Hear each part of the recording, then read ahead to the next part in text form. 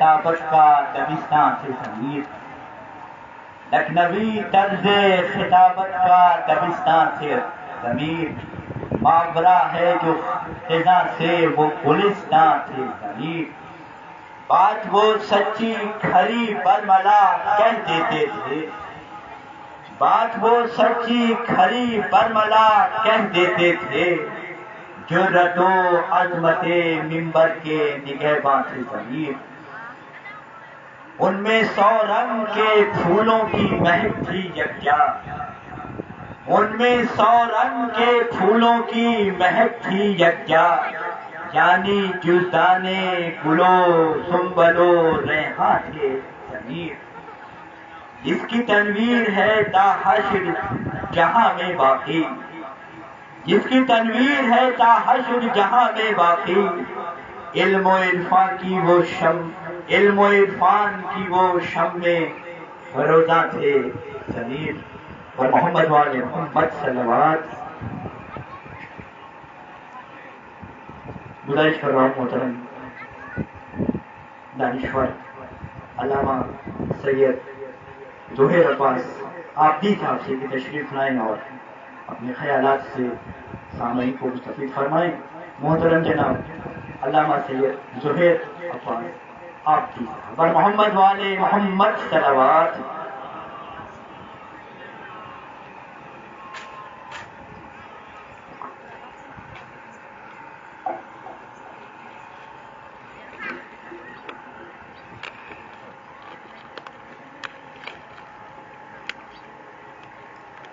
اعوذ باللہ من الشیطان الرجیم، بسم اللہ الرحمن الرحیم، الحمد للہ الذی هدانا لہذا وما كنا لنهتدی لولا ان هدانا اللہ، لقد جاءت رسل ربنا بالحق والصلاة والسلام على النبی الأمی الخاتم لما سبق والفاتح لمن بلغ المؤمن الحق للحق بالقاسم محمد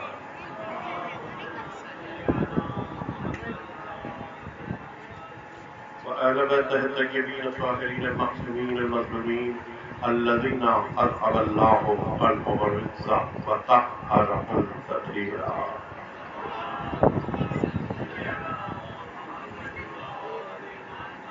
اما بعد فقد قال اللہ تبارک وتعالی فی کتابہ المجید وفرقانہ الحمید، بسم اللہ الرحمن الرحیم، انا نحن نحیی الموتى ونکتب ما قدموا وآثارهم وَكُلَّ شَيْءٍ أَحْصَيْنَاهُ فِي إِمَامٍ مُبِينٍ۔ صلوات۔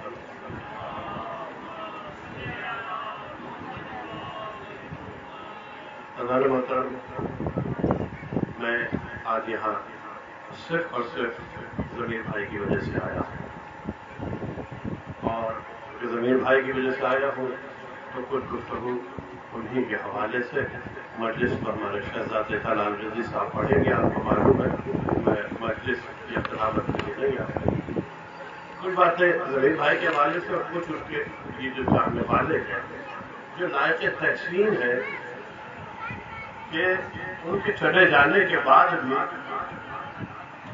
انہوں نے وہ نہیں کیا جو صدیقہ والوں نے کیا تھا۔ عموماً ایسا ہی ہوتا ہے، اور پھر میں دیکھ رہا ہوں میراث کسی کے ہاتھ میں آتی ہے، یعنی مادی میراث کسی کے ہاتھ میں آتی ہے اور روحانی میراث کسی کے ہاتھ میں آتی ہے۔ تو جو روحانی میراث کا مالک ہو، ظاہر ہے کہ وہی قابل فخر بھی ہوتا ہے اور کامیاب بھی ہوتا ہے اور حقیقی جانے والا بھی ہوتا ہے۔ ضمیر بھائی کا میرا میں نے ریکارڈ میں بھی کہا تھا 38 برس کا ساتھ تھا، اور یہ ساتھ 38 برس سے پہلے کا ہے، لیکن اس وقت ان سے جو قربت نہیں۔ میں ضمیر بھائی کی والدہ کو بھی جانتا ہوں، میں ان کے والد کو بھی جانتا ہوں، اور ضمیر بھائی کو تو جانتا ہی ہوں، اور جتنا میں جانتا ہوں شاید کوئی نہیں جانتا۔ دو شخصیتیں ایسی جن کی صحبت میں نے طویل وقت گزارا، ایک علامہ طارق جوہری صاحب میرے استاد محترم، اور ایک علامہ ضمیر اختر نقوی صاحب۔ ضمیر بھائی کے لیے دو باتیں کہوں گا. میں نے آیت پڑھی ہے, اس آیت سے تقریر میں نہیں کرنی, لیکن اس کے دو لفظ کو سمجھ لیجیے تو میں شاید کچھ کہہ سکوں ضمیر بھائی کے بارے میں. اور بتارے عالم ارشاد فرماتا ہے ان نحن نحیی الموتى, ہم موت کو حیات میں بدلتے ہیں. ونکتب, ہم لکھتے ہیں ما قدموا وآثارهم. یہ دو لفظ اگر میں آپ کو سمجھا سکا تو ظاہر ضمیر بھائی کے بارے میں کچھ کہہ سکوں گا. پروردگار کہتا ہے جو تم چھوڑ کے آئے تھے اور جو تم نے پہلے بھیجا ہے وہ سب لکھا ہے. آدمی کی شناخت بھی دو چیزوں سے ہوتی ہے. آدمی کی شناخت دو چیزوں سے ہوتی ہے. اس کا پچھلا سلسلہ کیا ہے, اس کا اگلا سلسلہ کیا ہے. اگر میں اپنی بات پہنچا سکا نہیں, اس کا پچھلا سلسلہ کیا ہے, اس کا اگلا سلسلہ کیا ہے. یہ دو باتیں انسان کے معرفت کے لیے بہت ضروری ہیں, اس کی پہچان کے لیے بہت ضروری ہے, اور یہی دو باتیں اس کے مقام و منزلت کو طے کرتی ہیں. ماں کا دروں ماضی ضمیر بھائی کا کیا تھا, تو کسی انسان کی کہ کمال کو اگر دیکھنا ہے تو یہ دیکھیں کہ اس نے کس گود میں تربیت پائی. اگر کسی انسان کے کمال کو دیکھنا ہے, کسی انسان کے کردار کو دیکھنا ہے, تو اس کی اگر آپ نے گود کو دیکھا ہو تو آپ کو سمجھ میں آ جائے گا. اگر گود خراب ہو تو نوح جیسے نبی کا بیٹا بھی لیسا من اہلک بن جاتا ہے. نبی العظم پیغمبر کا بیٹا بھی لیسا من اہلک بن جاتا ہے. اور اگر گود آنا ہو تو پھر علی جیسا شخص بھی غیر کے بیٹے کو سادسۃ الحسنین کہہ کے اپنا بیٹا بنا لیتا ہے. ظاہر ہے کہ میں بہت زیادہ تقریر ان کی والدہ کے بارے میں نہیں کروں گا, لیکن ان کی یہ خواہش ہمیشہ رہتی تھی, بڑی عجیب خواہش. اور جب میں نے 16 سال 17 سال کی عمر میں یہ خواہش ان کی سنی, جب سے لے کے آج تک میں بھی یہ خواہش کرتا ہوں. بڑی عجیب خواہش تھی ان کی. پڑھتی تھی ذاکرہ تھی, تو جب ذاکرہ تھی, جب 2-4 مہینے 5 مہینے گزر گئے محرم کے بعد, اور ان کی طبیعت خراب ہونے لگی, تو مجھے کہتی تھی پروردگار 6 مہینے تو رہ گئے, یہ محرم کا یہ محرم کوئی 3 مہینے رہ گئے, پروردگار یہ محرم کر لو کسی کا. 2 مہینے رہ گئے تو پروردگار یہ محرم بتاتی, محرم میں کر لوں کسی کا. اور محرم میں تو وہ کہتی ہے سے پروردگار میں محرم کر لوں. ادھر 3-4 مہینے گزرے اور ادھر انہوں نے یہ کہنا شروع کیا پروردگار 8 مہینے تو رہ گئے, یہ محرم کر دوں. اب سوچئے ایسی عاشقہ حسین کی, ایسی ذاکرہ حسین کی, اور کمال عطا کیا پروردگار عالم نے کہ 8 محرم کو ممبر سے اتری ہے, ممبر کے نیچے بیٹھی ہے, وہیں انتقال ہو گیا. 8 ربیع الاول کو ممبر سے یہیں بیٹھی تھی, اور وہی ممبر کے ساتھ انتقال ہو گیا. پروردگار نے کہا ایسا نہ ہو کہ 12 گزرے اور یہ پھر کہنے لگے کہ 11 تو 8 ربیع الاول. اب ایسی عاشق ذاکرہ کا بیٹا اگر کوئی ہو, ایسی گود میں کوئی تربیت پائے, تو وہ ضمیر اختر ہی تو بنے گا نا, اور کیا بنے گا. دوسری چیز جو ہے کہ تم چھوڑ کے کیا ہے, آثار ہو. ہم نے لکھا ہے تمہارے, جو تم نے پچھلے بھیجا وہ بھی لکھا, اب جو تم آثار چھوڑ کے آئے ہو وہ بھی ہم نے لکھا. تو اب آثار کو چھوڑے ہیں ضمیر بھائی نے, یا اپنی مجلسیں, چاہے وہ صوتی انداز میں ہو چاہے وہ تحریری انداز میں ہو, اور اپنے یہ چاہنے والے کوئی چیزیں وراثت میں آثار میں چھوڑیے. ظاہر ہے کہ جو ان کی تقریریں یا جو ان کا علم, جو ان کی تحقیق انہوں نے صوتی اثرات میں چھوڑی ہے, تقریروں کی شکل میں, مجلسوں کی شکل میں, یا تحریری انداز میں چھوڑی, اس سے بڑا تو خزانہ تو ہوئی نہیں. یہ تو وہ چیزیں ہیں جو مرنے نہیں دیتی کسی کو. کون کہتا ہے کہ موت آئی تو مر جاؤں گا, میں تو دریا ہوں، سمندر میں اتر جاؤں گا. تو ضمیر بھائی تو سمندر میں اتر گئے کہ اپنے آپ کو فنا فی آل محمد کر دیا. اب یہ آل محمد کا کام ہے کہ جنہوں نے آج مجلسی کو بھی زندہ رکھا ہے، مفید کو بھی زندہ رکھا ہے، یعقوب کلینی کو بھی زندہ رکھا ہے، انیس کو بھی زندہ رکھا ہے، طویل کو بھی زندہ رکھا ہے، رشید العربی کو بھی زندہ رکھا ہے. وہی پروردگار ضمیر اختر کو ان دونوں صورتوں میں زندہ رکھا. یہ تو تھی ضمیر بھائی کا تعلق. اب میں ایک بات اپنے ان بچوں سے کہنا چاہتا ہوں، ایک پیغام ان کو پہنچانا چاہتا ہوں. اگر یہ مانے اور برا نہ مانے، اگر یہ برا نہ محسوس کرے، ایک بزرگ کی حیثیت سے ایک بڑے عزت ہمارا بھی چل چلاؤ کر دیتا ہے. اب ہم بھی آگے ہیں، اب یہی لوگ آئیں گے بس سنبھالنے کے لیے. اور کیسے سنبھالنا ہے آپ لوگوں کو یہ اور ماشاء اللہ نوجوان خطیب نوید صاحب آ گئے. یہ سب ضمیر اختر کے پروانے ہیں ماشاء اللہ سے. تو اب انہیں لوگوں کو بھی سنبھالنا ہے، لیکن ان سے میری گزارش ہے شاید میرے جملے کچھ لوگوں کو ناگوار گزرے، لیکن بخدا میں لیڈری کا شوقین نہیں ہوں. سب جو مجھے جانتے ہیں جانتے ہیں. جو سب سے اہم ضرورت ہے نا نئی نسل کو، چاہے وہ یہ ورکر ہو چاہے یہ خطبہ ہو، وہ ہے بزرگوں کی صحبت ہے. دیکھیے سرکار خطیب مرتبہ نے جو حدیث بیان کی تھی،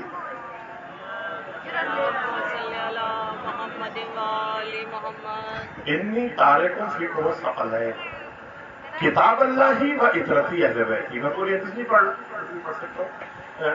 کتاب اللہ ہی و اطرتی کو اسی کو چھوڑیں گے، کتاب اور اطرت. کیوں چھوڑیں گے کتاب اور اطرت کو؟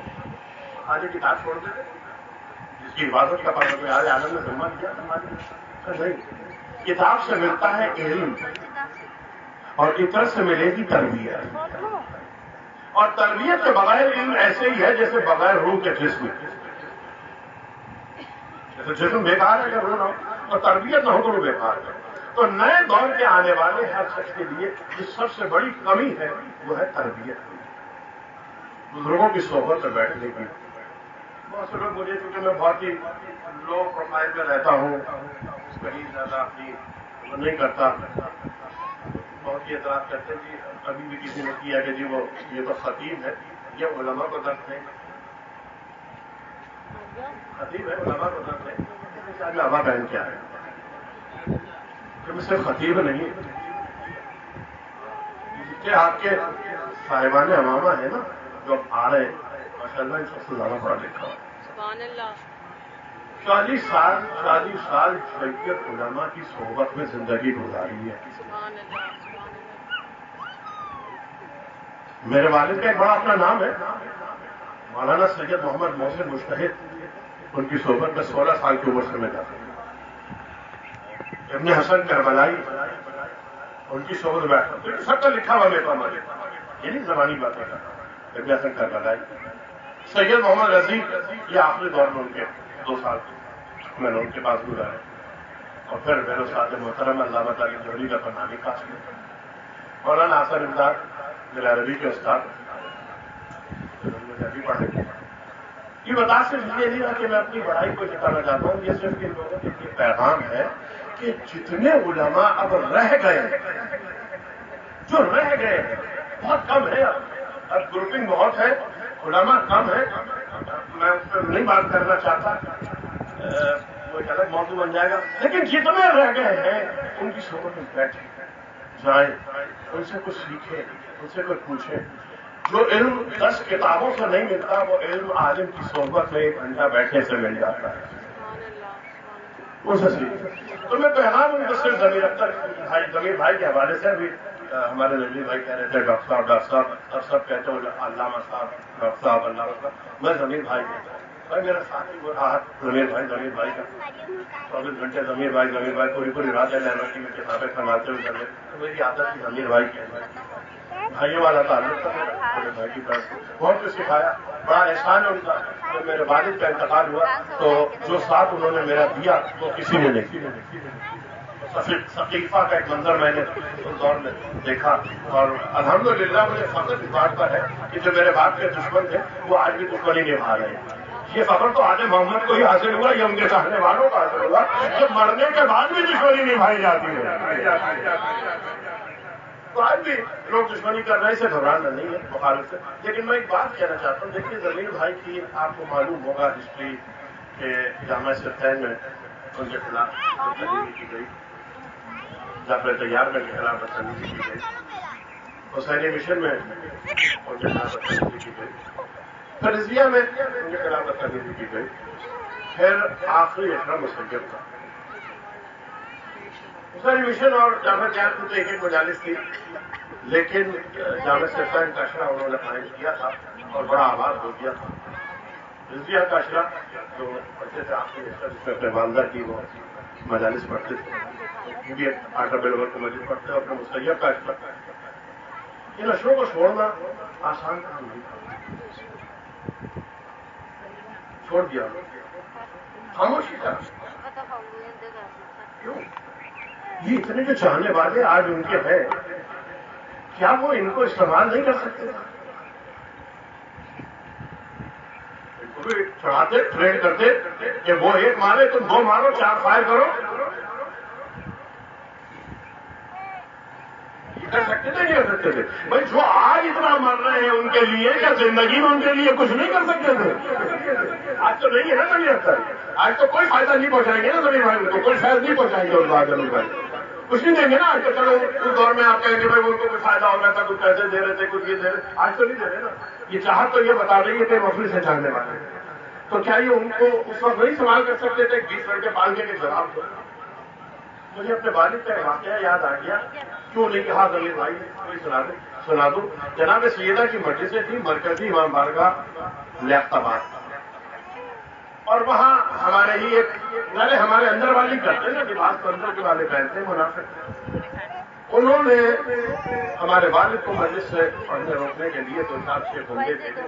ہمارے والد نے یہ گواہ ہے اس بات کے، اور یہ آگاہ ہوں گے کیونکہ یہ پرانے لوگ ہیں، جو پرانے لوگ ہیں اس کے واقف ہوں گے۔ انہوں نے گنڈے بھیجے اور انہوں نے چیٹیاں ویٹیاں نکال لی اور آگے گاڑی کے کھڑے ہو گئے اور کہا کہ نہیں پڑھنے دیں گے بچے۔ میرے والد واپس آ گئے، ان کے چاہنے والے تھے، یہ شیرشاہ میں رہتے تھے چکوالی، ان کا قاضی 6.5 فٹ کا ہوتا ہے اور سب مسئلہ بردار تھا۔ وہ پہنچ گئے تو 30-35 انہوں نے کہا نامہ صاحب کس نے روکا آپ کو مسجد پڑھنے سے پہلے؟ مسجد پڑھے تھے، ہم چلیں گے آپ کے ساتھ، ہم دیکھتے ہیں کس کی ماں نے جنا کے روکا۔ انہوں نے ایک بات بتا، ادھر والے مارا تو کون بنے گا اور ادھر والا مارا تو کون بنے گا؟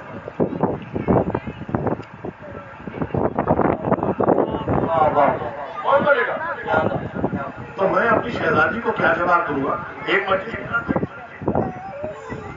انہوں نے مجلس چھوڑ کے نہیں پڑھی، اور پھر تاریخ نے بتایا کہ اسی مرکزی امام بارگاہ سے 5000 شیعہ جب قتل ہونے والے تھے اور ان کی زندگی میں بچانے والا کوئی نہیں تھا، یہ گواہ ہے یہ بہت بڑی شخصیت ہے کہ کوئی بچانے والا نہیں تھا، میرے باپ کو شہزادی کونین نے عزت دی اور ان کو وہاں سے باہر نکالا۔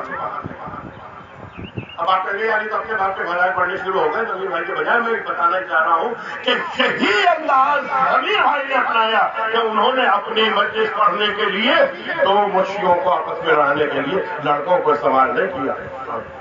ان کا میں اپنا جواب دوسرے دوں، تو وہاں نہیں پڑھا یہاں پڑھنا، یہاں نہیں پڑھا وہاں پڑھنا، انہوں نے جامعہ سے ٹائم چھوڑا، وہ مرکزیاں آ گئے، شاہدہ معصومین آ گئے، انہوں نے مسیب چھوڑا، مسیب کا اشرا چھوڑ دیا، کیونکہ ساتھ پڑھا ضمیر بھائی نے مسیب کا اشرا۔ یہ ہم جانتے ہیں اس درد کو، لیکن وہ یہ جب سمجھ رہے تھے کہ مجھے جھگڑا نہیں کرنا، میں صفین نہیں برپا کروں گا، میں کربلا برپا کروں گا۔ کربلا قربانی دینے کا نام ہے، انہوں نے قربانی دی، انہوں نے چھوڑ دیا رضیہ کا اشرا، انہوں نے چھوڑ دی مسیب کی کا اشرا، رضیہ کی مسجد، جامعہ سرطین کا اشرا،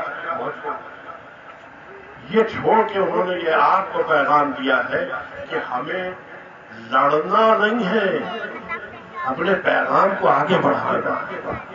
گلی کے بھونکنے والے کتوں کے ساتھ بھونکا نہیں جاتا۔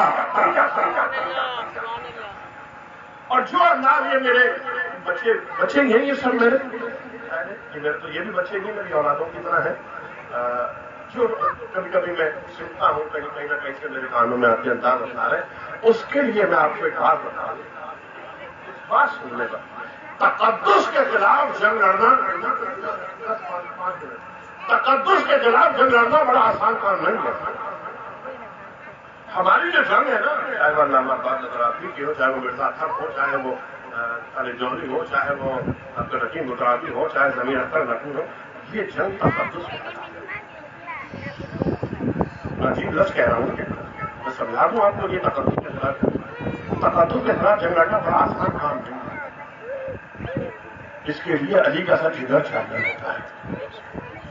سن لیجیے، مولا کائنات سے کتنی جگہ لڑی، بدر لڑی، علی کی وجہ سے فتح ہوئی، اور لڑی سب بھاگ گئے تھے، علی تھے. خندق لڑی، علی نے فتح کی. خیبر لڑی، علی نے فتح کی. یہ کمال کی جگہ ہے نا. لیکن نہج البلاغہ کو اٹھا کے دیکھیے، علی نے 2 جنگوں کے بارے میں کہا، یہ میں ہی ہوں، یہ میں ہی ہوں جس نے نہروان و جمل کی لڑائی لڑی. کاش میں آپ کو یہ سمجھا سکوں. یہ میرے نوجوانوں کے لیے پیغام ہے، یہ جتنے میرے بچے زبیر بھائی کی محبت کرتے ہیں، جملہ سنیے گا آپ میرا، یہ میں ہی ممبر سے کہہ سکتا ہوں. علی نے کیا کہا؟ میں ہی ہوں جس نے نہروان و جمل کی لڑائی لڑی. علی بدر کے لیے نہیں کہہ رہے، یا علی احد کے لیے نہیں کہہ رہے جو سب بھاگ گئے تھے، یا علی خیبر کے لیے نہیں کہہ رہے کہ 40 دن کی یا 3 دن کی ناکامی ہے. یہ جمل و نہروان کیوں کہا؟ وہ لڑائیاں مشرکوں اور کافروں کے خلاف تھی، یہ لڑائی تقدس کے خلاف تھی. یہ تقدس کے خلاف کیا لڑائی تھی؟ یہ تقدس کے خلاف جمل و نہروان کیا تھی؟ دیکھیے، صفین بھی لڑی ہے اس کے دور میں، لیکن صفین کے لیے بھی لکھا. بات سے لکھی ہے کہ جمل تھی ماں کے خلاف. کاش میں کو سمجھا سکوں، کاش میں کو سمجھا سکوں، کاش میں بتا سکتا. جمل ماں کے خلاف ہے. ارے کسی کو یہ کہو کہ اپنی ماں کے خلاف لڑے، یہ کوئی آسان کام ہے؟ یہ علی کا جگرا تھا جس نے کہا کہ ماں کے خلاف لڑو. کیوں؟ اس لیے کہ علی کا کردار وہ تھا کہ اگر کہے کہ ماں کے خلاف لڑو تو لڑو. اچھا، میں مہربان کا نام کیوں لیا؟ اب میں اپنے مقصد آ گیا اور گفتگو تمام کر رہا ہوں. آپ کو لانیے میں پورا وقت ہوں، زیادتی نہیں کروں گا آپ کے ساتھ. میں مہربان کا نام کیوں لیا؟ صفین کا کیوں نہیں کیا؟ حالانکہ وہاں بھی ماموں تو ہے نا، لیکن وہاں ماموں کے مقابلے پہ ادھر بھی ایک ماموں ہے. کیونکہ ماموں کا جواب ماموں سے ہے، اس لیے نہ جمل صفین کا نام نہیں دیا. نہروان کا نام اس لیے لیا، تاریخ اٹھا کے پڑھیے کہ نہروان میں جتنے لڑنے والے آئے تھے وہ اتنے اتنے اونچے پائچے ان کے تھے، سجدوں کے نشان تھے، قاری قرآن تھے، ایسی قرت کرتے تھے، ایسی قرت کرتے تھے کہ ان کے جیسا قاری کوئی نہیں تھا. تو ایسے نمازیوں اور قاریوں کے خلاف لڑنا آسان کام نہیں ہے. واہ واہ واہ واہ واہ. تھوڑا سا شہید کو کم کرنا، بس 2 جملے ہوئی، شہید کو ذرا سا کم کرنا. آسان کام نہیں ہے نمازی کے خلاف لڑنا، جس کے اتنا بڑا ماتھے میں گٹا ہو، جو قاری قرآن ہو، جو حاجی ہو، جو اونچے پانچے والا ہو. تو آج آپ نے بھی جو جنگ لڑ رہے ہیں نا، وہ انہیں کے خلاف لڑنی ہے جو سر پہ امامہ رکھ کے آیا ہے، جو حجت الاسلام بن کے آیا ہے. میں وہ راز نہیں کھولوں گا، کبھی زندگی میں کھول بھی دوں گا کہ کون یہاں سے فراڈ کر کے بھاگا وہاں گیا اور وہاں سے مدرسے سے نکالا یہاں آیا حجت الاسلام بن گیا. میں سب جانتا ہوں، میں سب کے راز جانتا ہوں، سب کے راز جانتا ہوں. کون کتنا بڑا فراڈی یہاں سے اس کے پیچھے نیب لگی. اور ایسے ہی لوگ آتے ہیں تو ایسے ہی فراڈی کبھی غازی عباس کی توہین کرتے ہیں، کبھی مولا کائنات کی توہین. مسئلہ کیا ہے؟ ادھر آپ نے کہا، ادھر انہوں نے کہا علماء کے خلاف بول رہے ہیں، علماء کے خلاف بول رہے ہیں. تو یہ تقدس کے خلاف جنگ لڑنے کے لیے تھوڑی سی اسٹریٹجی کی ضرورت ہوتی ہے بھیا، تھوڑی سی اسٹریٹجی چاہیے. اس انداز میں لڑیں گے آپ پہ اعتراض ہو جائے گا. بس یہ جو تقدس کی جنگ ہے نا، آپ جا رہے تھے، کسی نے آپ کو پتھر مارا، آخری بات ہے ختم ہو گئی. کسی نے آپ کو پتھر مارا، آپ نے جواب میں پتھر مارا، انہوں نے ان کو مارا تو انہوں نے ان کو مارا ہے، ٹھیک ہے بھائی، تو آپ نے مارا۔ آپ جا رہے تھے مسجد کے اندر سے کسی نے پتھر مارا، جواب میں اگر آپ نے مسجد پہ پتھر مارا اس شخص کو تو دنیا یہ نہیں کہے گی کہ اس کو پتھر مارا، کہ مسجد کو پتھر مارا۔ اب آپ نے مسجد پہ پتھر نہیں مارنا، اس مجرم کو مسجد سے نکال کے مارنا ہے، تب آپ کی کامیابی ہوگی۔ اسے کہتے ہیں تقدس کے خلاف جنگ۔ یہی ضمیر بھائی نے کیا تھا۔ اللہ ان کے درجات کو بلند کرے، پروردگار جوار معصومین میں جگہ عطا فرمائے، ان کی تقصیر کو معاف فرمائے، اور پروردگار ان کی خدمات کو قبول فرمائے اور بہترین اجر عطا فرمائے۔